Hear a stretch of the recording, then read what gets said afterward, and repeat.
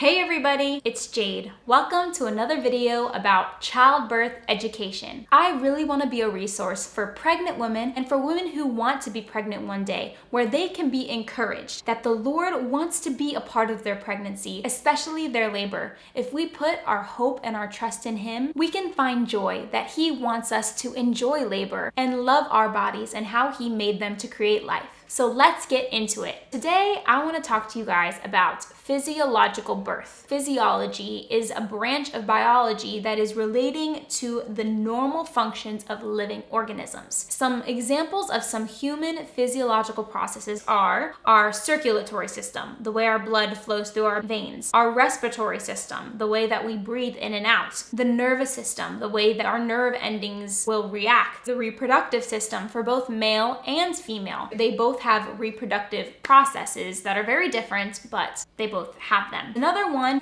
is the digestive and excretory system, which is what it sounds like. Before getting started, I wanted to read you guys a Bible verse. Psalms 139, 13 through 14. For you formed my inward parts. You covered me in my mother's womb. I will praise you, for I am fearfully and wonderfully made. Marvelous are your works, and that my soul knows very well. Our bodies, they were created perfectly by God. He designed them to do all of these physiological processes without us really even thinking about it. They're things that just happen because our body was made to do them. Childbirth is an event within the reproductive system of a woman. She's going to get pregnant, she's going to carry that pregnancy full term, and then she is going to give birth. Each one of these steps in that journey are so different, but it's all part of the process. If we just let our bodies do what they're supposed to do, we don't really need to worry about needing help because our body is already doing it.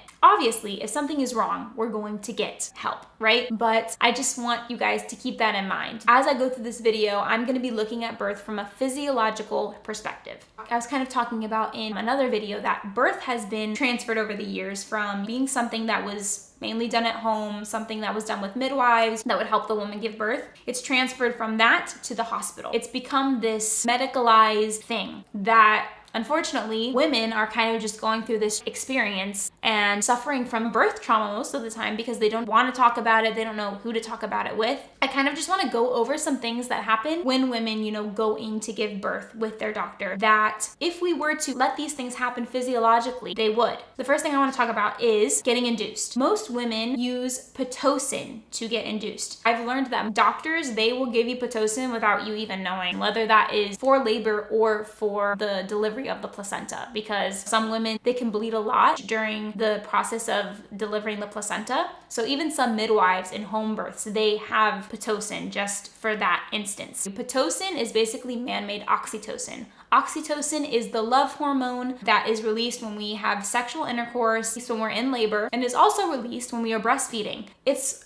a very good feeling. It's funny that it's related to contractions because contractions don't really feel good. Contractions were made to come in waves. They were made to have breaks. When you're on Pitocin, it's not able to register like oxytocin, so it just doesn't have the same release that oxytocin gives a woman. Maybe labor would have been longer. Maybe it would have been steady because Pitocin causes the contractions to increase a lot. Our bodies would use the oxytocin and do exactly what the Pitocin would do. Another one I want to talk about is an epidural. An epidural basically limits the amount of sensation that you are able to feel during your contractions. I'm not saying that it's going to get rid of all the sensation, but most women would describe it as just leaving this is still kind of feeling pressure, feeling not comfortable. Like I was saying, our contractions come in waves and we aren't supposed to be survival mode the whole time we're in labor. But I think that a lot of women feel that way because they don't have a support system around them. They're not being encouraged. They're being told that they need all of these different things to move the process along. When our body tenses up, it's going to be even more painful. Learning that our body has the ability to relax, to take it one step at a time when it comes to labor, I think that that is a big shift that has happened for women and should be continually happening so that we see that we don't necessarily need to go to getting an epidural and getting rid of the pain that way. If we were to just trust God that our body is doing what it needs to do, we would experience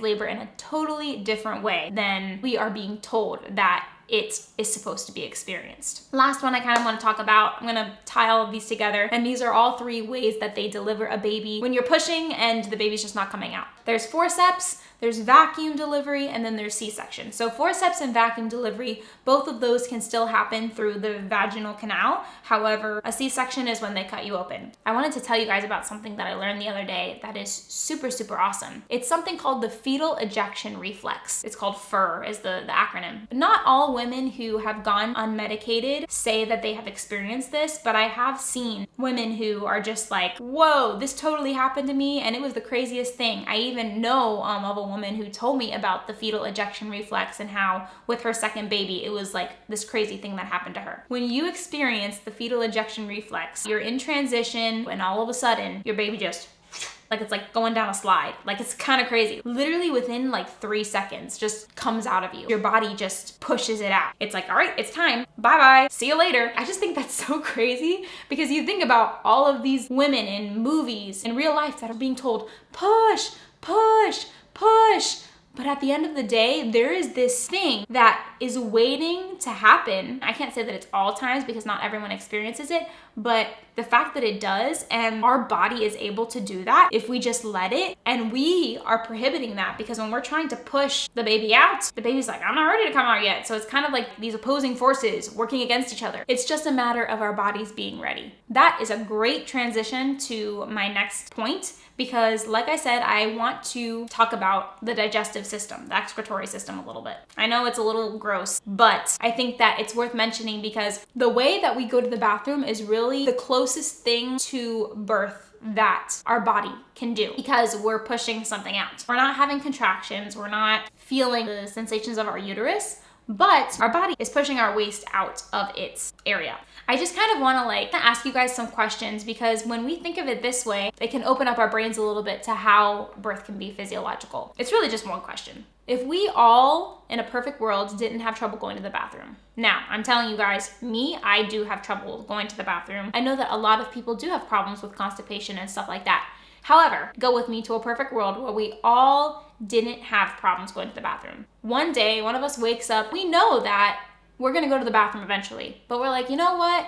I'm gonna take some Miralax. I'm gonna take a stool softener. I'm gonna take a laxative. I just wanna go to the bathroom right now. I don't care if my body's not ready yet. I just want to go to the bathroom. I don't know if anybody has ever done that, but I know that when I take things to try and make myself go to the bathroom, really I can see the difference in my waist. I don't want to gross anybody out, but it's like, it's too fast, it's happening too fast, or I just can't get it out because my body was just not ready and I tried to make my body do something that maybe it wasn't ready for. Not to say that I won't go to the bathroom, but it would just be different than if I had just waited to go to the bathroom when my body was ready to go to the bathroom. That's kind of crazy to think about, right? If you think about it in that way and going back to childbirth and thinking of childbirth in a physiological way, really, unless there is a really big problem, like the baby is having trouble or the mom is sick, our body knows what to do. If we start looking at childbirth as a part of life, as a physiological thing that every woman who wants to have a baby and is gonna have a baby in the future is gonna go through, and we look at it from that perspective versus getting pregnant and then thinking about this and then getting overwhelmed by all of the information and the stigma around us, we can just experience it in such a different way. The rate of complication, the rate of fear that is instilled in us would just go drastically down because we know that God's got us. I want to read another scripture for you guys. It's Genesis 1:27. So God created man in his own image. In the image of God, he created him. Male and female, he created them. What I think is so interesting is that even before the fall, women were already going to give birth. That was already a part of a woman's design. Man was made in God's image, and then woman came out of the man, and now life is going to come out of the woman. It was all like a strategic way of God designing it. I'm probably going to make another video about Genesis 3 because that's where we see that labor is being changed. Something that is going to happen now. It's going to be a difficult process. We see that God designed a woman to give birth from the very beginning, and he still has designed them, which is crazy because now I even see on the emojis that they have the boy that's pregnant. And I'm just like, you're taking away one of the most beautiful things that a woman can do, and you're just making it fluid for your political agenda. It's so amazing how God created the woman's body. Our bodies were made to do this, and it's a gift that we're able to do this. The last verse I want to read for you is Ephesians 3:16, that he would grant you, according to the riches of his glory, to be strengthened with might through his Spirit in the inner man. Birth might have been a stigma at the beginning of the Bible because of what God said would now happen, that it would be hard and that it would include sorrow and grief. But now we're in this new covenant. That doesn't take away that labor is still going to be hard, but we can be strengthened in our inner man as women. We can be strengthened by the Lord. The Lord wants to take away our sorrow. He wants to deliver us from the spirit of fear that may be attached to some of us when it comes to birth and pregnancy. He wants to set us free, and that is such a beautiful thing. I'm sure many of you have read Ephesians, and I just want you guys to know that I am aware that Ephesians is really not talking about women in labor. Obviously, it's talking about the gift of salvation. We can't do it on our own. It's only by God's precious sacrifice we even have a chance of being able to live the life that we do and to live free. I think that the Bible is so beautiful because even though it's totally to a different circumstance, how relevant it can be for women who are scared and terrified of what they've heard about pregnancy and childbirth, that they can be encouraged that God has given them this beautiful gift of life and this beautiful gift of being able to create life. If we believe in him and we put our faith in him, that he will show us how he designed childbirth.